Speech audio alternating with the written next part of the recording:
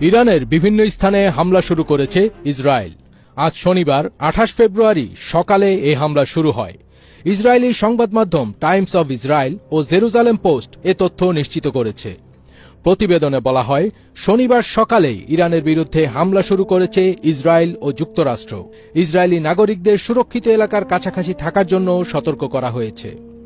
ইসরায়েলের প্রতিরক্ষা মন্ত্রী ইসরায়েল কাটজ বলেছেন, ইরানের বিরুদ্ধে আগাম হামলা চালানো হয়েছে। ইসরায়েল এই হামলাকে আগাম প্রতিরোধমূলক হামলা বলেছে। তিনি আরও বলেন, ইরানের বিরুদ্ধে আগাম হামলা চালিয়েছে ইসরায়েল, যাতে আমাদের রাষ্ট্রের ওপর ঝুঁকি দূর করা হয়। এদিকে ইসরায়েলের বিভিন্ন স্থানে সাইরেন বাজতে শুরু করেছে।